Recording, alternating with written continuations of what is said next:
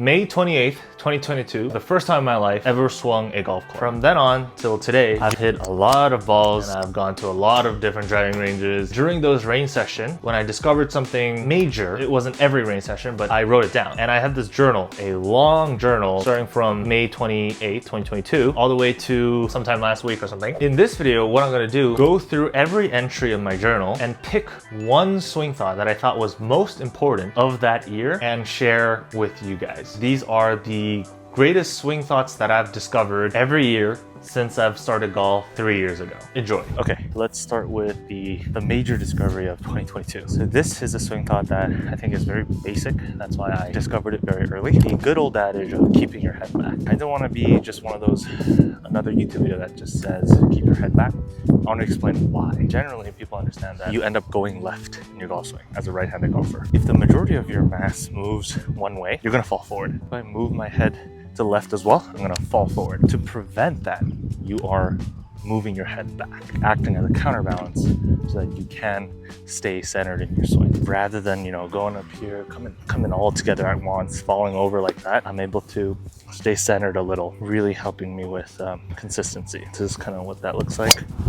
I've started making a lot more discoveries here because this was like when I really got into golf, right? I'm like playing a lot.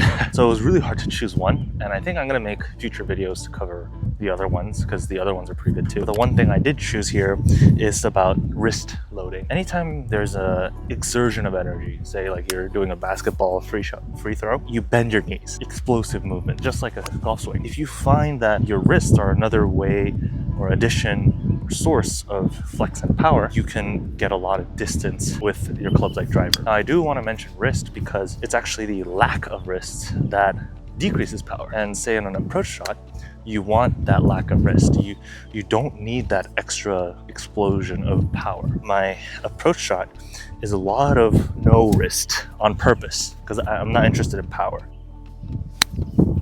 Right? Because I'm not interested in power. Club like driver, I am very interested in power. Flex my wrist to a certain level.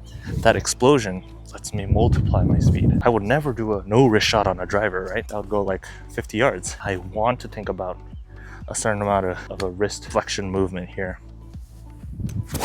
It was hard to choose, and it gets pretty hard to choose just one swing that I had throughout the whole year. I'd say this was one of the most important. 2024, the biggest discovery of 2024 was, it's pretty much similar from here on out. There are a lot of discoveries I made. If I had to choose one, breaking a pane of glass behind my butt. I know that sounds weird, but whenever we throw something, like especially like towards the ground, like it's natural for our right hip or our throwing side to come forward or to the direction we're throwing something at. And that's no different in the golf swing. When I first started and well into 2024, I had this movement because I'm throwing something over there, so my hip goes towards the ball. That is the opposite or the epitome of early extension. The biggest discovery I made is it's actually that I move back, like my butt goes back.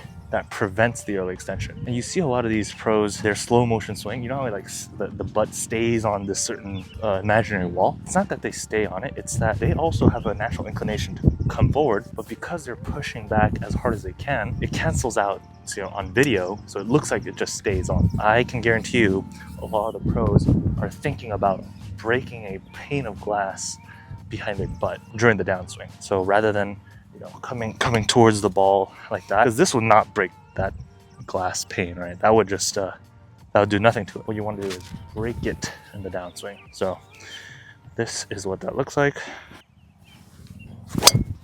It's not going to look like I pushed on video, but I'm telling you that right there I was pushing back very hard. Famous drill, what people do is put like a chair behind them. A lot of people get wrong in the beginning is they just imagine like keeping it there, but it's actually, there has to be a certain amount of force that pushes an object behind you. I do want to emphasize that it's pushing rather than staying. A lot of discoveries made in 2024. but if I had to choose one, that would be the swing thought of 2024. Let's do 2025. So we're only halfway into 2025. I've been coming back more to fundamentals, and I've had much more, like by this time, like it's like been 3 years since I started golf. There are, like, I can get super technical, but I do want to keep this video pretty simple. This is actually a discovery I made pretty recently, but I think is good to share because it is so fundamental, and that is to maintain your spine angle. What I mean by spine angle is, imagine you can like hide things in my body and just reveal my spine. So it'll probably look something like this, right? In the middle of my body. You're gonna maintain this angle, like right here, throughout the backswing and the downswing. What a lot of people do is they get away from this angle in the backswing, right? This is my spine right now versus how it started. You want to make sure that it stays at this angle for backswing and downswing. It allows you to achieve rotation without sacrificing power and consistency. If you don't maintain your spine angle, you become very erratic. So maintaining that spine angle would look something like this. Also, it's started raining a lot.